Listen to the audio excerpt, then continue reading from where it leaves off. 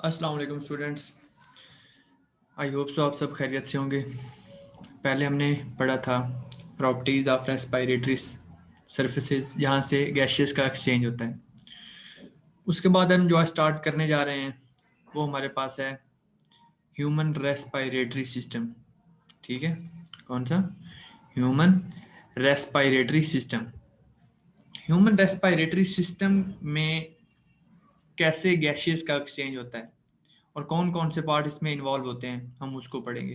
ठीक है, कौन कौन से पार्ट उसमें इन्वॉल्व होते हैं। तो आज हम चलते हैं अपनी नेक्स्ट स्लाइड की तरफ।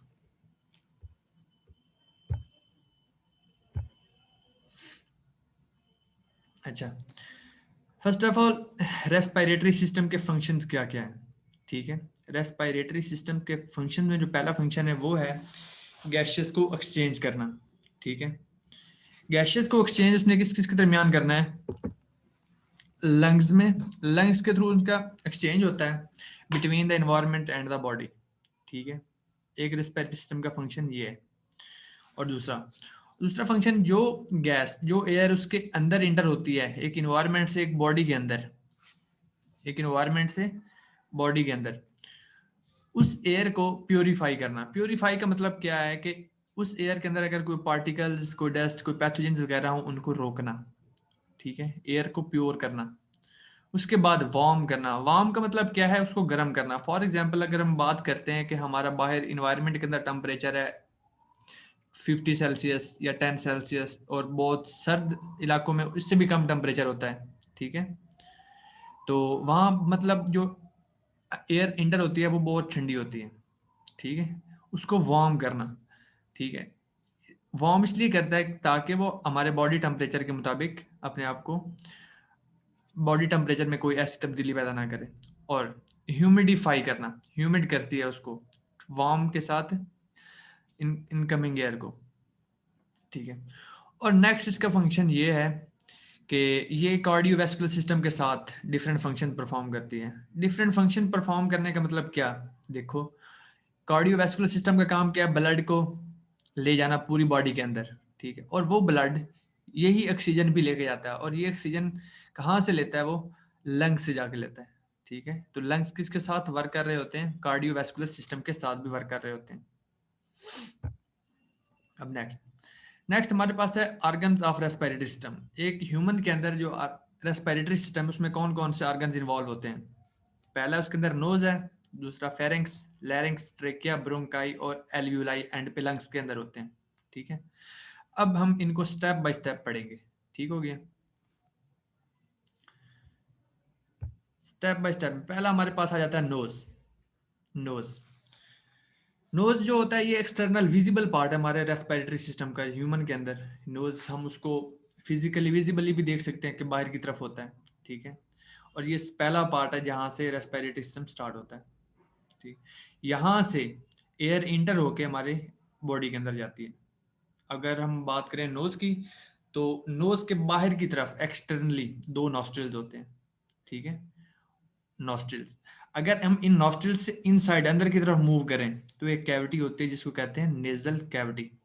ठीक है, और देखिए नॉस्ट्रिल्स दो होते हैं, मतलब ये दो अंदर कैविटीज भी दो होती हैं, और दोनों कैविटीज डिवाइड होती हैं एक दीवार के साथ जिसको हम कहते हैं नेजल सेप्टम। ठीक है, अगर हम उसको एनाटॉमिकली देखें तो आपको मतलब अगर आपको एक कार्टिलेजिनस से एक दीवार नजर आएगी, उसको हम कहते हैं नेजल सेप्टम। अच्छा, जो नोज का स्ट्रक्चर होता है वो किस पे डिपेंड करता है? वो डिपेंड करता है कार्टिलेज पे और एथमाइड बोन पे।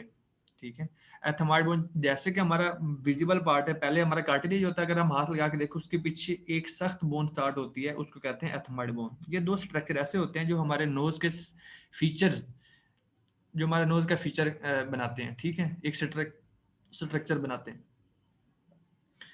तो वो कहता है कि जो नेजल कैविटी है ना, ये हमारी जो ओरल कैविटी होती है इससे सेपरेट होती है। ओरल कैविटी वो जिस मुंह आ गया इसके अंदर हमारा माउथ। ठीक है, जिसके अंदर टीथ आ गए, टंग आ गए, ये चीजें आ जाती हैं। तो और नेजल कैविटी इसके ऊपर वाला नाक वाला हिस्सा। ठीक है, और ये दोनों एक दूसरे से डिवाइडेड होते हैं। उस डिवाइडेड प्लेट को क्या कहते हैं? एक प्लेट होती है जिसके थ्रू ये प्लेट डिवाइड होते हैं। दो प्लेट होती हैं, एक हमारे पास हार्ड प्लेट होती है, एक आगे सॉफ्ट प्लेट, एक सॉफ्ट प्लेट होती है। हार्ड प्लेट आगे की जानिब होती है और सॉफ्ट प्लेट पीछे की जानिब, पैलेट, ठीक है, होती है। अच्छा, अब नोज के फंक्शंस क्या क्या हैं, पहले देखेंगे नोज के अंदर पाया क्या जाता है। हमने ये देखा नोज के अंदर फर्स्ट ऑफ ऑल बहुत हेयर्स पाए जाते हैं।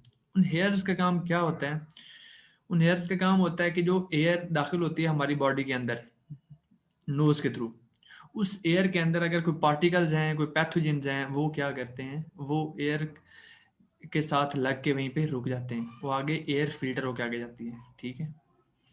और इसके अंदर म्यूकस, म्यूकोसा पाया जाता है नाक के अंदर, म्यूकोसा जो म्यूकस पैदा करता रहता है, ठीक है। तो और ये इसमें क्या होता है, म्यूकस का काम भी यही होता है कि जो आने वाले पैथोजेंस जो बहुत बारीक होते हैं, ठीक है, पैथोजेंस वायरसेस बैक्टीरिया वगैरह, अगर हम किसी गंदी जगह पे खड़े हैं वहाँ से हमारी बॉडी के अंदर इंटर होते हैं, तो वो उनको क्या करता है, वहीं पे रोक लेता है, ठीक है। मॉइस्टेंट एयर, इसका दूसरा काम क्या होता है, एयर को मॉइस्ट करना। मॉइस्ट क्यों करना है, इसको थोड़ा सा गर्म करता है। इसका यही होता है कि जो हमारी म्यूकोसा होती है ना, म्यूकोसा लेयर, उसके नीचे ब्लड कैपिलरीज होते हैं। देखो अगर नाक पे कोई चोट लग जाए तो हमें उसी वक्त ब्लीडिंग स्टार्ट हो जाती है, मतलब वहाँ पे कैपिलरीज होती हैं, ठीक है। और वो वहाँ पे कैपिलरी ज़्यादा होने का मतलब क्या है, वो यही है कि ब्लड सर्कुलेशन वहाँ पे ज़्यादा होगी। ब्लड सर्कुलेशन ज़्यादा इसलिए होती है कि अगर सर्दियों में ठंड होती है और जब एयर बाहर से हमारे बॉडी के अंदर इंटर होती है, वो क्या होती है, कूल्ड होती है, ठंडी होती है, ठीक है। तो उसको उन्होंने वार्म करना होता है। वार्म का मतलब क्या है, उसको गर्म करना होता है। तो यही होता है, ब्लड में से हीट निकलती है, मतलब बॉडी के अंदर मेटाबॉलिक प्रोसेस हो रहे होते हैं, उनमें से हीट बनती है और वो हीट हमारी बॉडी ब्लड में आ जाती है और ब्लड से पूरे बॉडी में डिस्ट्रीब्यूट करती है और इससे हमारा बॉडी टेम्परेचर मेंटेन रहता है, ठीक है। अब नेक्स्ट, और ये थर्ड वन इसका जो यूज़ है नोज का, वो है ट्रैप्स इनकमिंग फॉरेन पार्टिकल, जो बाहर से पार्टिकल्स आते हैं उनको ट्रैप करना होता है। और डिफेंसिव मैकेनिज्म, अच्छा, वो कहते हैं कि नोज हमारा फर्स्ट डिफेंसिव मैकेनिज्म है, ठीक है। इससे आपको आइडिया भी हो रहा है क्योंकि यहीं से एयर इंटर हो रही है और यहीं से उसका म्यूकोसल मेम्ब्रेन पाई जाती है, एयर पाई जाती है, ठीक है। छोटे छोटे सीलिया पाए जाते हैं जो क्या करते हैं, एयर को मॉइस्ट करते हैं, पैथोजेंस को रोकते हैं। इसी वजह से अगर पैथोजेंस को रोक रहे हैं तो ये क्या है, डिफेंसिव मैकेनिज्म है हमारा, ठीक है। अब नेक्स्ट, हमारे पास आता है फेरिंक्स, जिसको हम थ्रोट, गला भी कहते हैं। अच्छा, ये कौन शेप्ड होता है पैसेज वे, ये क्या करता है, ये हमारे नेजल कैविटी से आगे मूव ऑन करता है, ठीक है। और ये पाया किस किस के दरमियान जाता है, ये, अच्छा, फेरिंक्स जहाँ पे खत्म होता है उस वहां पे दो ट्यूब्स होती हैं, एक होती है एसोफेगस और एक होती है लैरिंक्स, ठीक है। एक होती है एसोफेगस और एक होती है लैरिंक्स। तो फेरिंक्स क्या करता है, किन को अटैच करता है, ये नेजल कैविटी को लैरिंक्स के साथ और एसोफेगस के साथ अटैच करता है, ठीक हो गया। अच्छा, वो उसको कहते हैं it's a common passage way for air and food. अच्छा, ये एक ही ट्यूब होती है, इसका काम क्या होता है, ये एयर को भी खुद पास करता है और क्या करता है, यहाँ से फूड भी पास होती है। और इसके अंदर ये एक मस्कुलर पैसेज वे है, यहाँ पे कोई कार्टिलेज वगैरह नहीं होती, ये मसल्स के पाए जाते हैं, ठीक है, ओरल कैविटी, ये फेरिंक्स के अंदर। अब नेक्स्ट मूव ऑन करते हैं, ठीक है। तो फेरिंक्स, फेरिंक्स क्या है, एक हमारे पास से कॉमन पैसेज वे है, किसके लिए, एयर के लिए भी और फूड के लिए भी, ठीक है। इसके बाद क्या आता है, अगर हम पढ़ रहे हैं रेस्पिरेटरी सिस्टम तो हम आगे डाइजेस्टिव सिस्टम की तरफ नहीं जाएंगे, ठीक है, उसमें एस्टोफेगस स्टार्ट हो जाती है। अगर हम आएंगे किधर, लेरिंग्स की तरफ, जो इसमें कौन इन्वॉल्व है, रेस्पिरेटरी सिस्टम के अंदर। अच्छा, रेस्पिरेटरी सिस्टम में लेरिंग्स, लेरिंग्स को दूसरा नाम देते हैं वॉइस बॉक्स का भी, ठीक है। ये कम्प्लेक्स स्ट्रक्चर है। कम्प्लेक्स स्ट्रक्चर क्यों है, ये डबल डबल फंक्शन परफॉर्म कर रहा है। डबल फंक्शन कैसे हैं, ठीक है। पहला, एक एक तो ये क्या है, एयर को पास आउट करने के लिए प्लेस दे रहा है, ठीक है, एयर को एक्सपेल कर रहा है ऊपर से लंग्स की तरफ। दूसरा काम, इसमें वोकल कार्ड्स होते हैं। वोकल कार्ड्स छोटे फाइब्रस बैंड्स होते हैं। उन बैंड्स का काम क्या होता है, जब एयर यहाँ से पास होती है तो ये बैंड्स क्या वाइब्रेट करते हैं, ठीक है। जैसे वाइब्रेट करेंगे तो इससे क्या होगी, आवाज़ पैदा होगी। आगे समझ। और इसके अंदर कार्टिलेज प्लेट्स भी पाई जाती हैं उन प्लेट्स का काम क्या होता है, ये सी शेप्ड होती हैं। सी शेप अगर स्ट्रक्चर देखें तो हम ऑलमोस्ट इस तरह बनाते हैं, इस तरह सी शेप्ड होती हैं, ठीक है, इस तरह करके सी शेप। इनका काम क्या होता है सी शेप्ड कार्टिलेज का?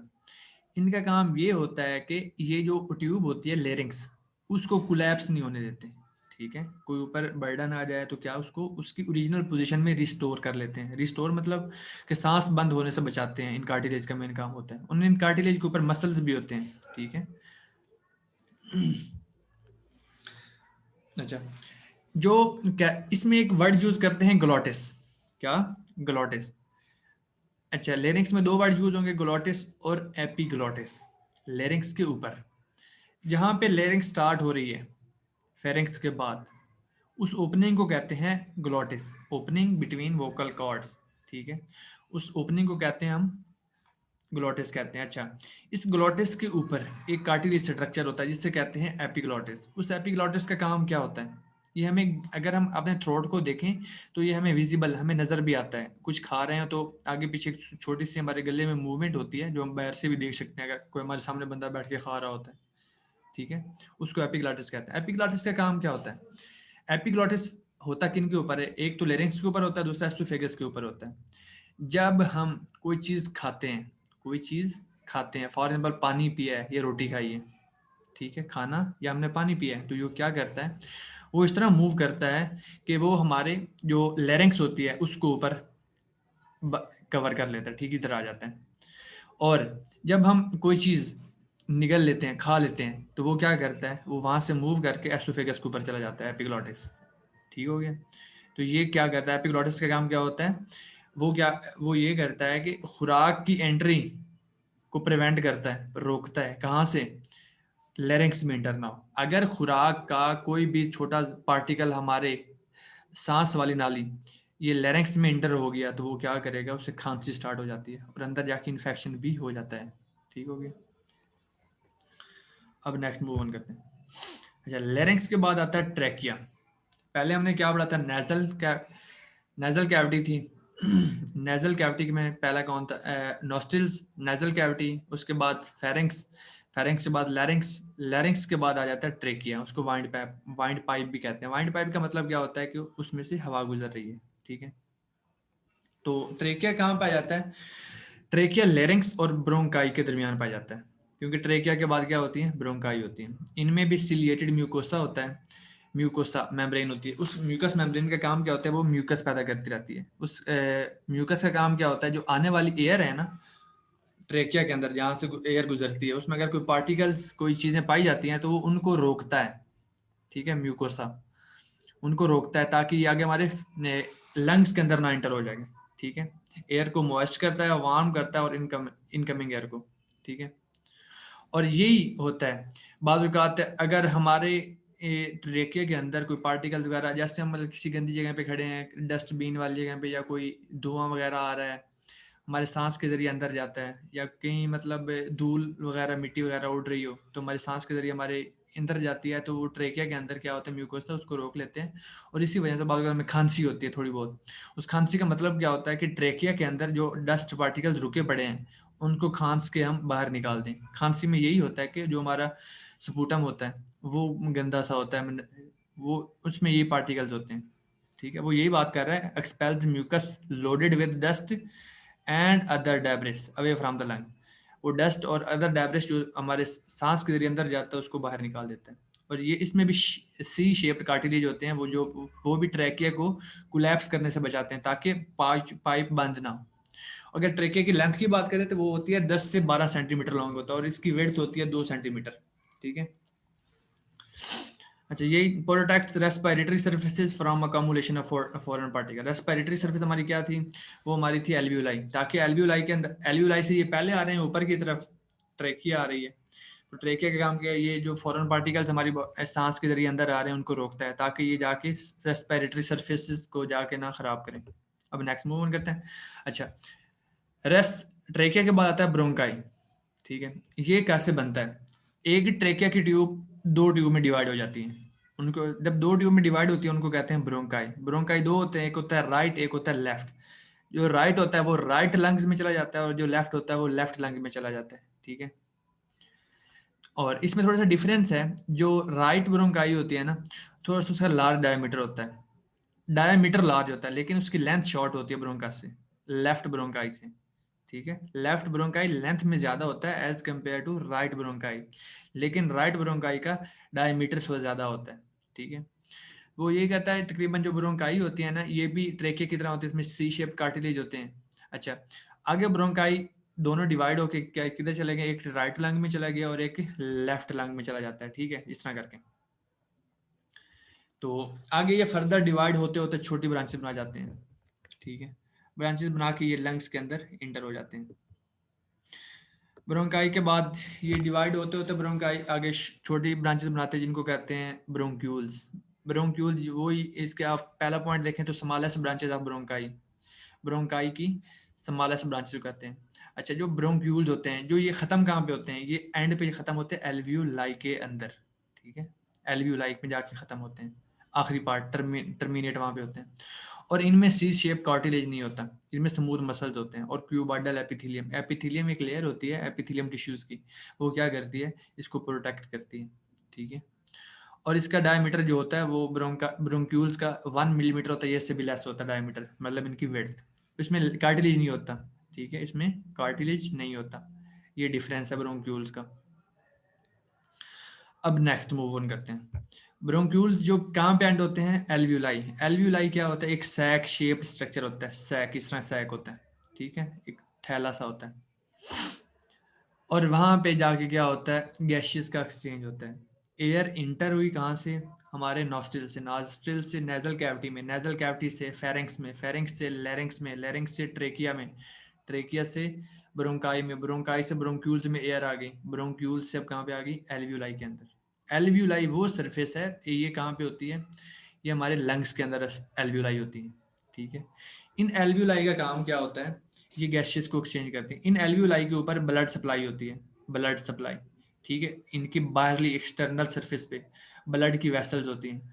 उन वेसल्स का काम क्या होता है, वो कहाँ, उसमें ब्लड आ रहा होता है कहाँ से, उनको पल्मोनरी कैपिलरीज कहते हैं, पल्मोनरी, जो हमारे लंग्स की तरफ आती हैं। ठीक है, ये हार्ट से डीऑक्सीजनेटेड ब्लड लेके आती हैं, डीऑक्सीजनेटेड ब्लड लेके आती हैं, और यहाँ से ऑक्सीजनेट करके फिर हार्ट की तरफ ले जाती हैं, और फिर हार्ट वहाँ से पूरी बॉडी में भेज देता है। ठीक है, तो ये रिलेट कर रही है किसके साथ, कार्डियोवैस्कुलर सिस्टम के साथ। अच्छा, अब एल्वियोलाई की थिकनेस बहुत कम होती है, यही वजह है कि यहाँ से डिफ्यूजन होती है। उनकी ऑलमोस्ट थिकनेस होती है 0.1 माइक्रोमीटर। ठीक है, 0.1 माइक्रोमीटर। अगर इतनी कम थिकनेस होगी फिर ही डिफ्यूजन होगी। वो अगर आप बात करें तो ये समझो 1 सेल लेयर है, एक सेल से बनी हुई लेयर है, और इसके ऊपर जो कैपिलरीज हैं, जो कैपिलरीज एक उसकी लेयर होती है सेल की। मतलब अगर बात करें तो ऑक्सीजन ने कितनी लेयर्स को क्रॉस करके जाना है, 2 सेल लेयर को क्रॉस करके इसने कैपिलरीज के जाना है। कैपिलरीज में क्या होता है, ब्लड, ब्लड में ये किसके साथ मिलती है, हीमोग्लोबिन के साथ। हीमोग्लोबिन के किस में पाई जाती है, रेड ब्लड सेल्स में पाई जाती है। तो वहां से रेड ब्लड सेल्स ऑक्सीजन को कैरी करते हैं और वहां से पूरी हार्ट में जाते हैं, हार्ट वहां से पूरी बॉडी में भेज देता है। ठीक है, एल्वियोलाई जो होते हैं उसमें कोलेजन और इलास्टिक फाइबर होते हैं। फाइबर्स का काम क्या होता है, इसको थोड़ा कॉन्ट्रैक्ट और रिलैक्स थोड़ा सा बहुत करवाते हैं, ताकि, तो कॉन्ट्रैक्ट और रिलैक्स होने का मतलब ये है कि ऑक्सीजन फिर अगर थोड़ा कॉन्ट्रैक्ट होगा, ऑक्सीजन डिफ्यूज करके कैपिलरीज में जाएगी। ठीक है, अगर हम बात करें कि एक लंग के अंदर, ह्यूमन के एक लंग के अंदर कितनी एल्वियोलाई पाई जाती हैं, छोटी थैलियाँ, सैक्स कितनी पाई जाती हैं, तो ये ऑलमोस्ट पाई जाती हैं 700 मिलियन। और ये कितना एरिया कवर करती हैं, 70 से 90 मीटर। और यहीं से ये ब्लड को सप्लाई करती हैं ऑक्सीजन। ठीक है, आज का हमारा टॉपिक था एल्वियोलाई तक। इंशाल्लाह कल हम कंटिन्यू करेंगे इससे नेक्स्ट। अगर इसके में इस टॉपिक के अंदर आपका कोई भी क्वेश्चन है तो आप पूछ सकते हैं ग्रुप के अंदर मैसेज करके। ठीक है, जज़ाकल्लाह।